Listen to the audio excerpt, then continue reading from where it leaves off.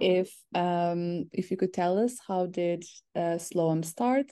Could you tell us about its journey so far, activities and mission as of today?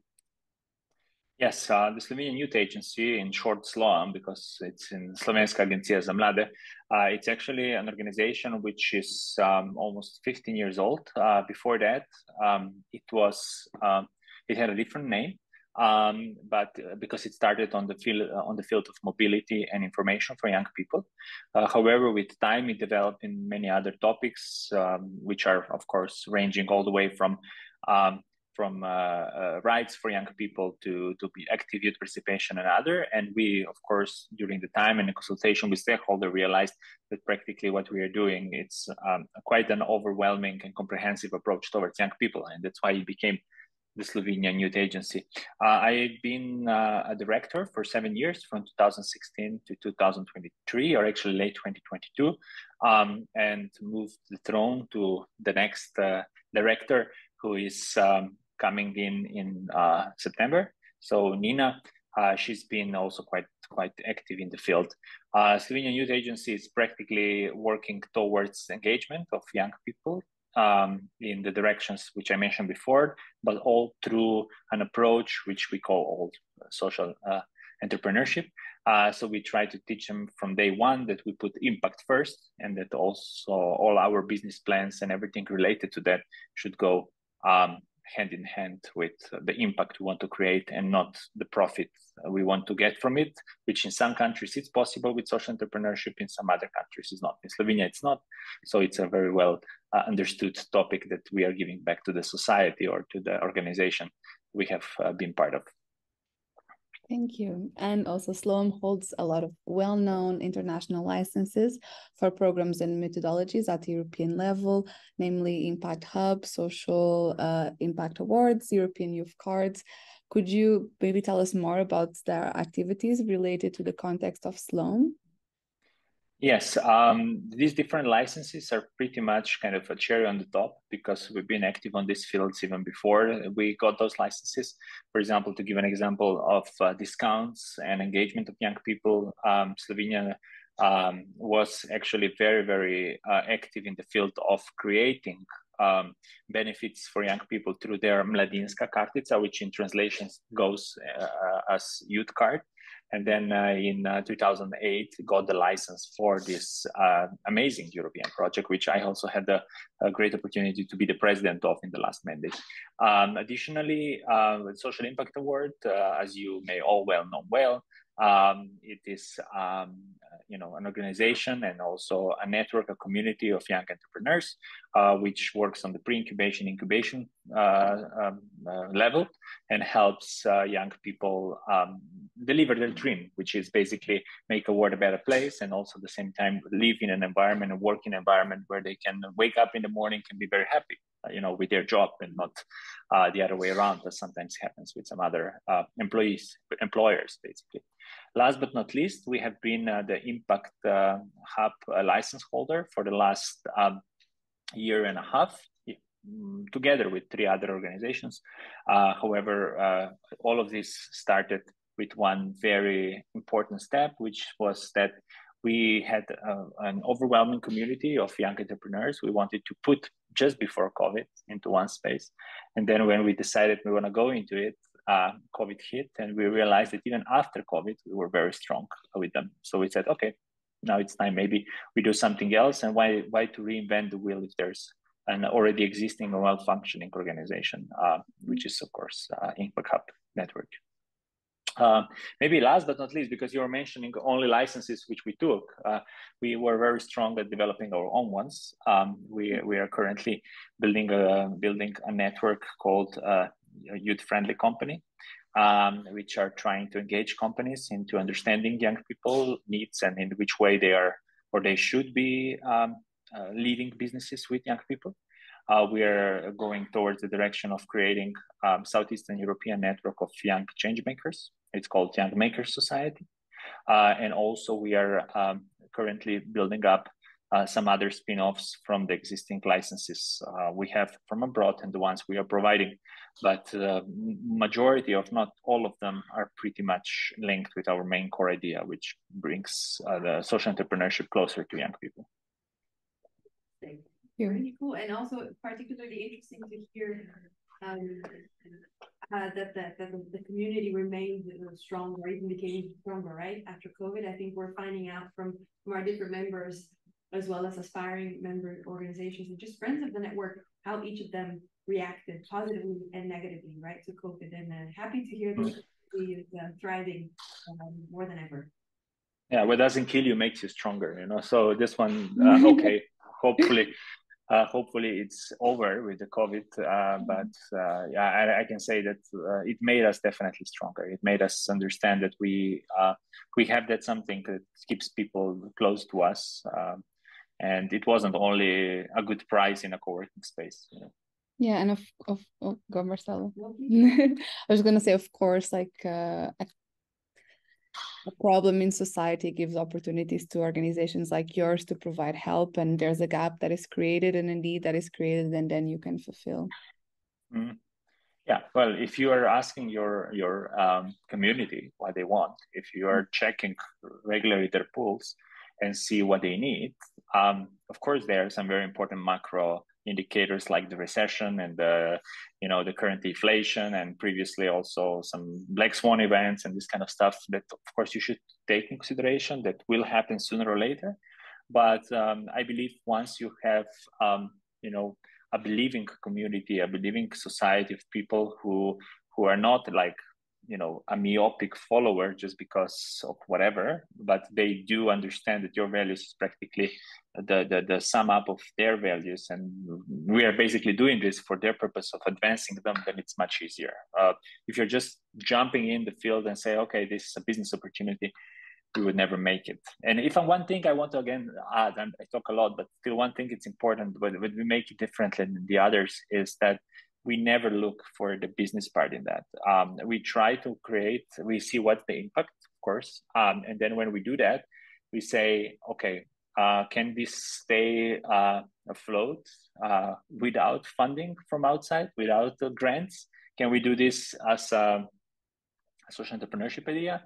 And if the answer is no, we still do it, because this is the part where we invest, where we create extra, because this is why social entrepreneurship should exist. And that's why we exist. And a majority of the companies or organizations we help to accelerate as well exist longer than the classic startups. After 3.5 years, like 70% plus organizations still are alive in comparison to the classic startups, which is less than 30%. And the reason is because people have a content and the wish and the values they're following. And it's not profit first to accelerate and times 10, times 100 and sell it as expensive as possible. Nothing wrong with that. I'm happy for people who do that. But we believe in a transition towards green economy that's going to be more just. And in my point of view, we should address this as well and not leave it only to non-profits, Fantastic. I love the way that, you don't, the enterprise doesn't fit the current funding schemes, but in fact puts the commitment out there first, and then you make it happen. I have a question which has not been included in the list. Sorry about that. No problem. Are you at a point where you can talk a little bit more about the youth-friendly company network? Can you give just a sneak peek? I'm very So first of all, one thing which we realized all these years is that we have been approached from corporations, we have been approached from SMEs asking us to do kind of HR for them, or helping them create offices that would be inviting new young people. At that time, late millennials, nowadays early Gen Z. And we always say to them that making like a grass in the office and creating some swings and bringing free Audible monthly subscription will not fix their problem if they are still bollocks when it comes down to approach they have. So therefore we realized that instead of giving only a stick to people and say like, you need to change because everybody else is going to overtake you. We'd like to give them a carrot, and we say like, okay, if you want to achieve this certificate of a youth-friendly company, these are the things we have worked out with our scientific partners, and this is something which in real life work with this and this and this SME or corporation, and why not be a partner in that and help us build a better world for young people as well. It goes through different things, through precarious work, it goes through support for mental health, it goes towards questions regarding unpaid internships. It goes towards things which are related also to taking time off for studying or taking time off in the afternoon, because which in many nowadays 21st century companies, it's yet not a standard. People are expected to be available 24/7, and that's something which it's easy to say we provide that, but unless you are really proven that you are providing this and you really are a youth-friendly company, and someone independent tells you that you are, you cannot really claim you are. So that's something we started pretty well as a startup project. We call it intrapreneurship because it's within our employees and our volunteers and our community, developing something with much lower risk. Because if you fail, we are there to catch them. But then trying to spin off also to other dimensions, including cloud, like in the region and hopefully very soon across Europe. That's fantastic. I can't say I have heard of many different initiatives similar to what you're doing. So, fantastic. Definitely something that's needed out there. And I can't wait for you to share this with the network. Yeah, very happy. But this one is trademarked. So the name cannot be used, because that's one thing we learned in 15 years is that sometimes the first thing you need to do is trademark a name, because once you're doing something good, it's okay. We don't have a problem to share. We are very happy to also give the opportunity to people who want to do something similar in other countries, either to join or help them develop their own initiatives. But the worst thing is when people take the name or a goodwill of something. And so I also heard a lot of that, but the unique selling point and the value proposition we have here, it's a little different, because it comes from young people. It comes from the community of young people who want to have that, who have been working with this kind of organizations in the past, differently the other way around. When it comes from corporations and they create their own imaginary friends, they made their own certified products within themselves. Definitely. No, thanks so much for that great insight, and we're definitely going to follow up on this definitely when Nina is back, or when Nina is in place. Ines, I'll give it back to you. Thank you, Marcela. So my next question is regarding the social entrepreneurs and social enterprises that are part or participate in the activities of SLOAM. Could you tell us more about them? Yes, we currently have over 100 enterprises / organizations who are in our community. We have a very lively Slack channel. Obviously, we try to make it as contemporary as possible, but it never beats, nothing beats the physical presence.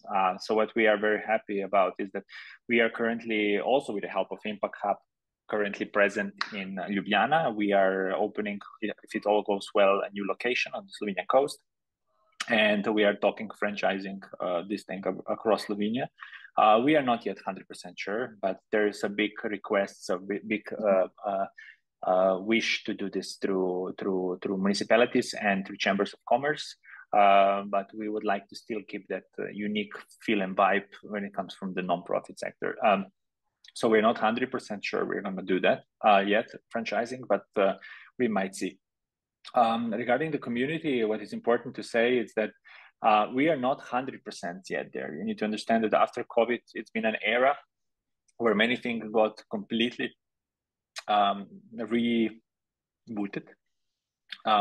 New tendencies, new ideas, new wishes. Some old entrepreneurs decided to completely quit. Some new ones decided to start a new journey. So we are still in the learning process in which way to create this something extra. Which, of course, when you're talking with the market, when you see the market, this means where people are willing to pay, right? But at the same time, want to be inclusive. Some people are not willing to pay or don't have the funds to pay. So you also shouldn't be seen as Mother Teresa. So we need to find this fine tuning. And currently on the market part, we're doing very well. also for a completely 100% like pro bono part, and I call it completely non-profit part. We're also doing good, but we need to do the hybrid part, because some people are willing to pay something, but at the same time, they expect much more than someone who was paying much more, or the other way around. People don't feel. That's a very funny approach, but many people don't feel that they owe you something if they don't pay you something. So we try to make it still inclusive, and at the same time not feeling like we are a corporation, because we are not. We are non-profit. Very difficult balance, I would say, right? Especially considering membership fees, all these things. We do see these questions popping up in our members as well. So I think it's another opportunity for you to share how it's happening, or what has worked or not, right? In Slovenia. Yeah. Well, we do have one positive thing about Slovenian Youth Agency is that we have 138,000 members among young people, which is 46% of all young people in Slovenia. But that's because we own the European Youth Card license, and I cannot call them active members. Also, we don't do a funnel from the 138,000 down to the 100 active people who are in our co-workings or doing our programs. But I can say that there's pretty much a lot of steps in between in order to make it work. And I think this is something we are going to aim also with the new leadership in the next years to come, in which way to create the most additional value apart from benefits and discounts and engagement opportunity for young people, also to do some good change within this 46% of all young people and growing. Outstanding. Well, we can definitely be on the look for this. My next question to you is regarding the definition of social enterprises, social entrepreneurship. The SLOAM have one. Is there a legal framework within Slovenia for social enterprises? And if so, how does that apply to you or not within your activities in SLOAM?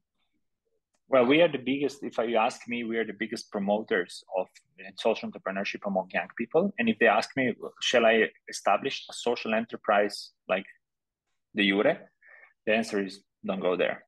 The problem here is that de facto, it's completely same as de jure, which means if you have a private foundation, if you have a private institute, if you have a association, a network of association, it's pretty much, if you are, of course, following the three classic rules, which mean you should market your idea, you should be working for the well-being of the environment or of the society, and at the same time you should be non-profit, you practically are on the same level as if you were be a registered social enterprise. And why I would say not to go there, at least now, is because the laws that have been created in 2011 and then amended in Slovenia in 2018 have been more or less a bureaucratic struggle. Every year you need to report. There is no additional funding for that because you're a social enterprise. It even limits you in some calls for grants and so on and so forward. So yeah, we are not really there to say it's all flowers, but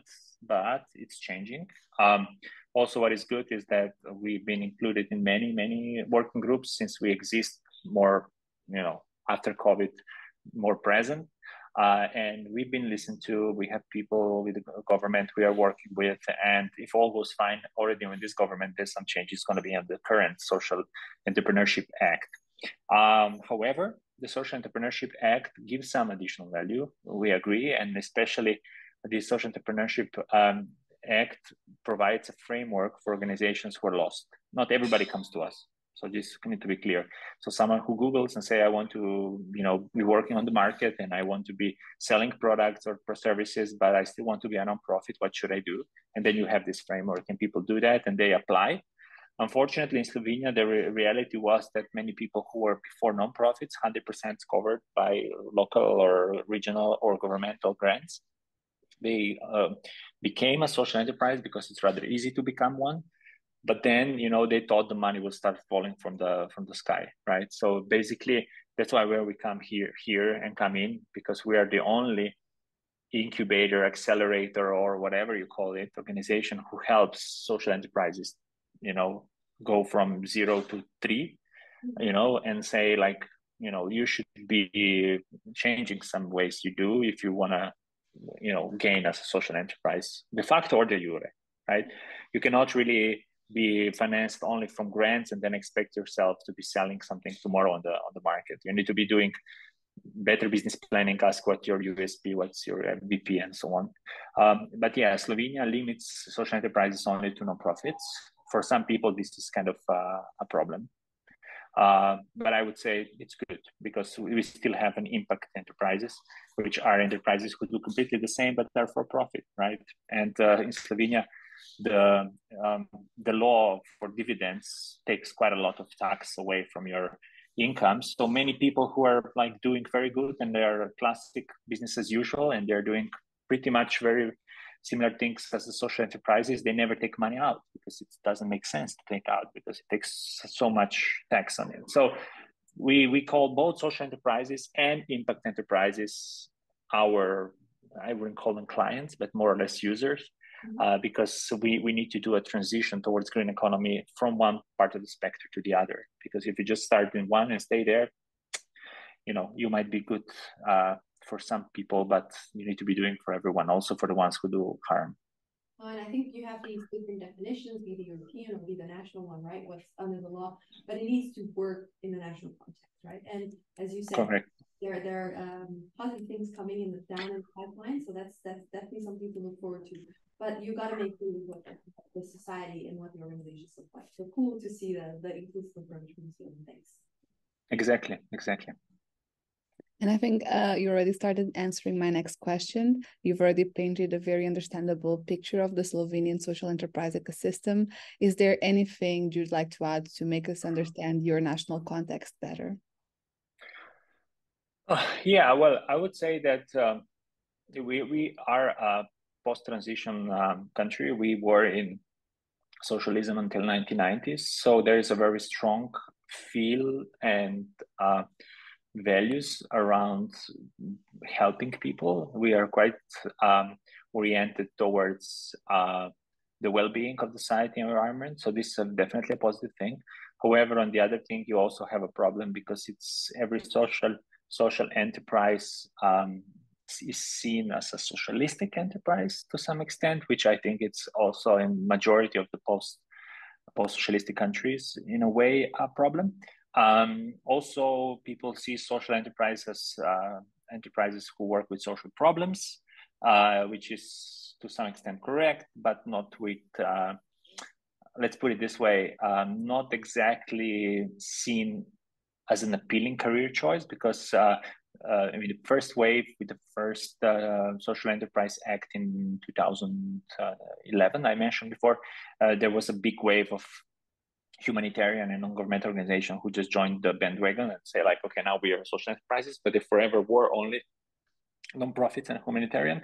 So for that reason, many people thought, okay, if you're doing social enterprise, you're doing only this, right? Which is not correct completely, right? You need to be also showing a career choice, a viable career choice, which is amazing, by the way.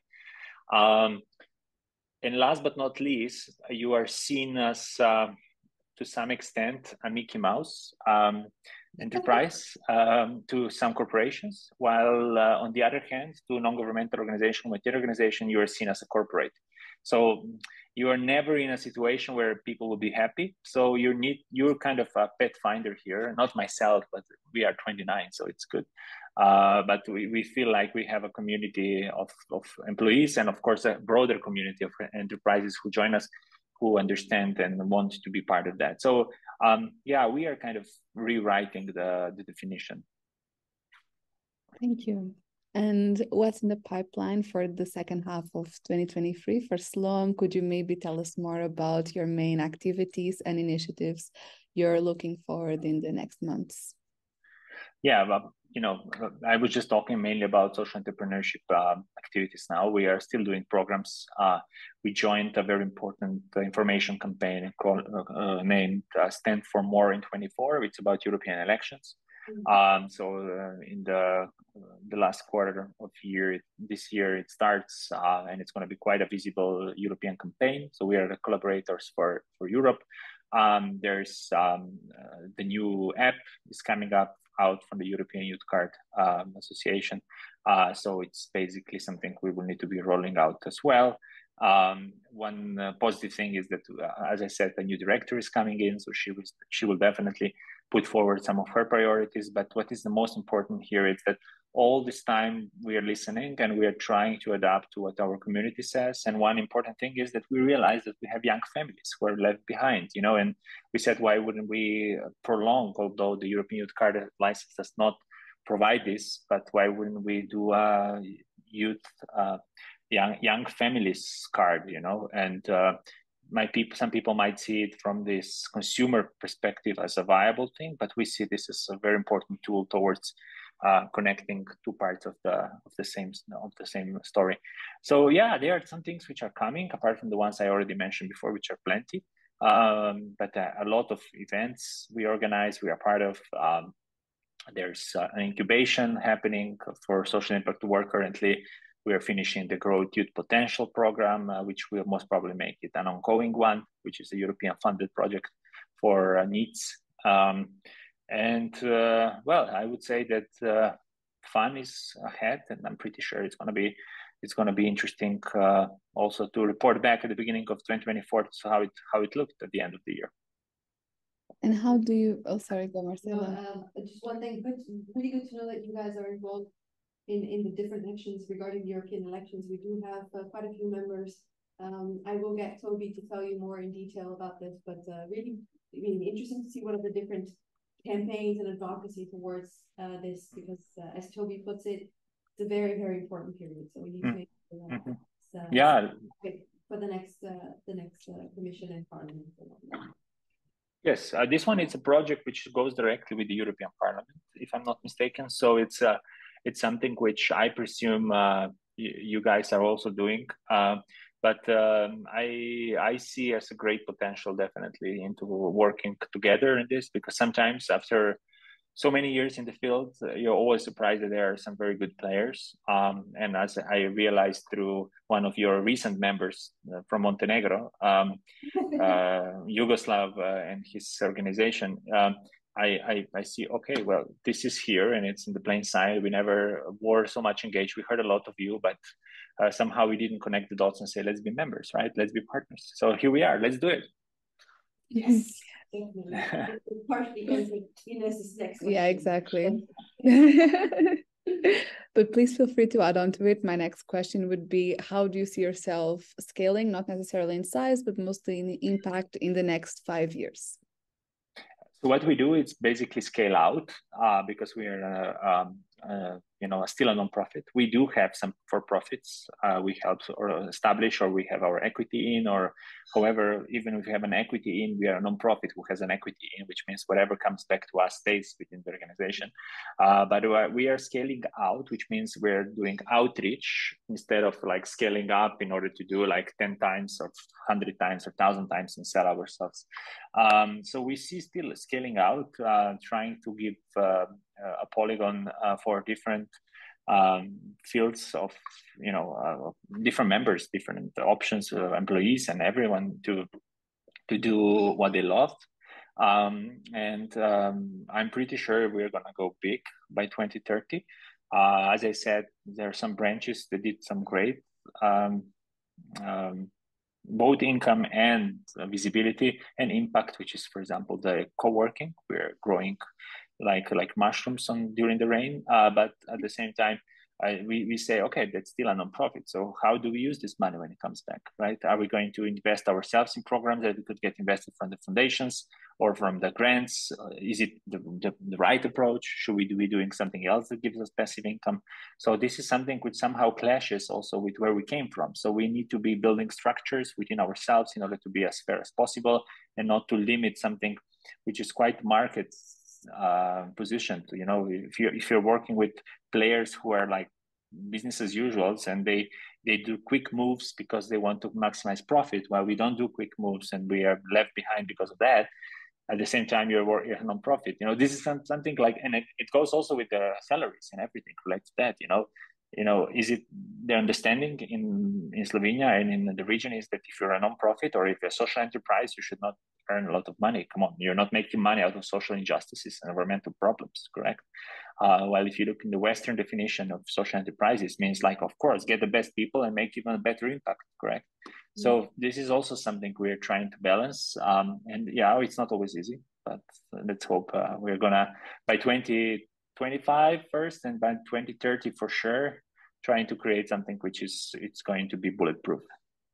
Fantastic. Very exciting. Yeah. So are you guys moving organizations? You're coming to work for us now. I'm joking. No, please stay there because you're doing an amazing job. Oh, for sure. Yeah. It's a bit shaky. Slovenia is beautiful. Yeah, Slovenia is beautiful. No, but next time, we will. No, to be honest with you, I'm very happy that Euclid exists and you're doing such an amazing job.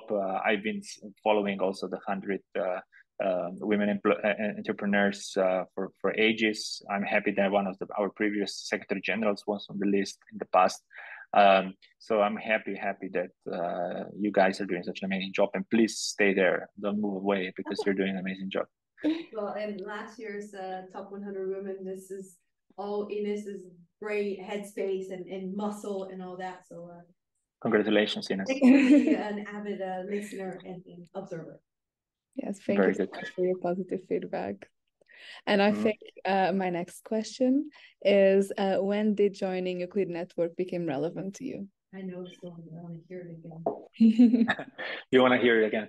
Yeah, well, when we realized that we've been having you in plain sight, and that basically the only viable and reasonable option was to connect with you. That's in other words, paraphrase what I said before. But you know, I think we just did not open our radars in that direction until we got it posted by the organization from Montenegro, and we said, okay, so this is the next step.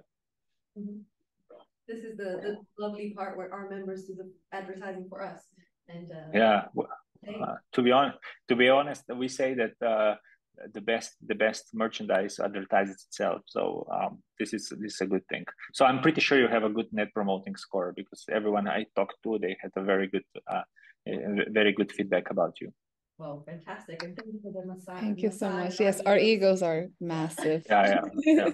Well, it doesn't seem, but it's good that you sometimes, if you don't hear it that often, that someone points this out. You're doing an amazing job. Thank you so much.